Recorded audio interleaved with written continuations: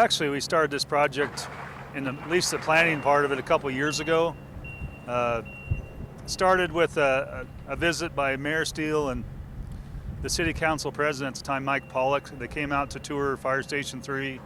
It had been a topic of discussion, for the last several years as far as needing to do something. But once Mayor Steele and the councilmen came out, they decided, something needs to be done probably sooner rather than later.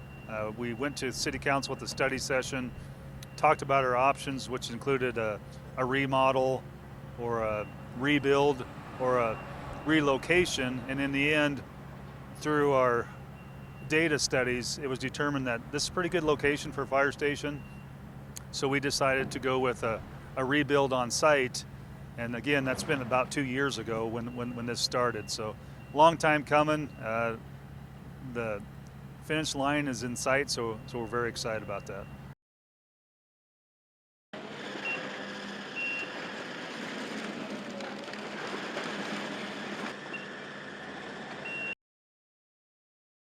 Very exciting, and I think, for me, even driving by, it was hard to really visualize that new fire station that was being built directly behind the old one. I think the people driving by now are going to be able to see a very nice fire station that's almost finished, and we're very excited. And really, as far as what's left, the big part of that is going on now. But once that old station's cleared, they're going to do some grading, put some underground drainage systems in, and pour a parking lot. So we're probably within a month or so of being done with that phase, and then I'm sure there'll be some wrap-up things going on next spring, such as landscaping. But the end is definitely in sight, and it's very exciting for us. Our folks have obviously moved from the old station to the new station, and one of the things I'm most proud of through working with our contractor and even our neighbors, Matheson and U-Haul, is the station remained open the entire time during the construction. And that was a major concern for Mayor Steele and myself, was to make sure we had coverage as long as we could and try not to close a station. I'm proud to say we were able to keep it open the entire time, which is a major accomplishment, especially considering how tight of a workspace and construction site this was. There's a lot of moving parts, a lot of coordination had to happen, but through our partners again, and I can't thank our neighbors enough for letting us encroach on their property, park on their property, dirty up their property at times, but they've been very, very accommodating, and I just think I can't say thank you enough to them for being so gracious with us.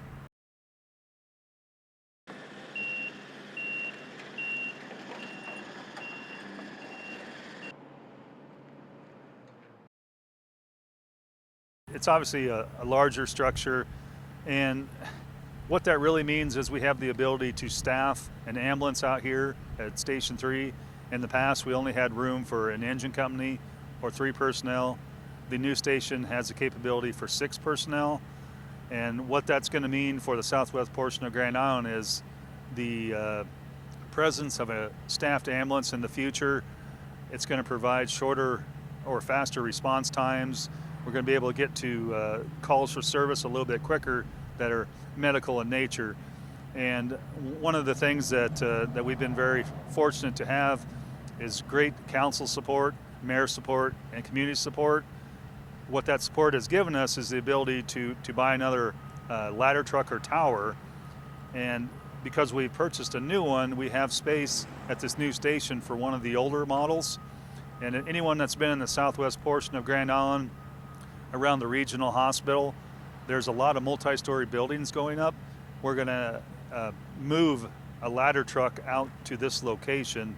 So not only is it going to help us with the ambulance response, but also ladder company response. So very excited. There's a lot of features in this new building, such as private bedrooms, exercise area, classroom, transition areas from what's considered a hot zone, which is a truck bay.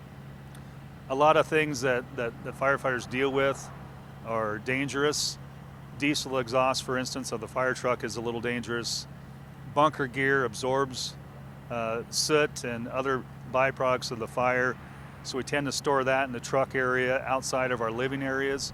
Well, modern fire station actually, through the building process, separates that dangerous storage from the living area. So it's going to make our firefighters a little safer and a little healthier. So many benefits, but I think when you really look at the entire project, our ultimate goal was to better serve the community, and this station is going to allow us to better serve the community while also taking better care of our firefighters. So it's a win-win, and again, I can't thank Mayor Steele, the City Council, and our community partners that have made this possible, because it's really a game changer for the fire department.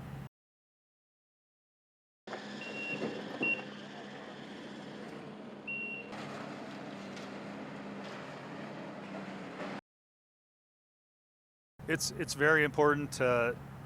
Obviously, we track calls for service. We look at areas of increased activity. This area of town has really taken off in the terms of calls for service. Building construction is really moving along at a quick pace. So our ability to keep up with that pace, especially in this area of town, is very crucial, and it's literally I think top priority, but it's one of those balancing acts. The city as a whole has a lot of obligations and a lot of projects that have to take place within a certain amount of time. It's been very nice that our leaders have prioritized public safety based on the data that we have, and made this dream really a reality, which is ultimately aimed at better serving our community. So very excited, very thankful, and just looking forward to the final completion, which is hopefully just a couple months away.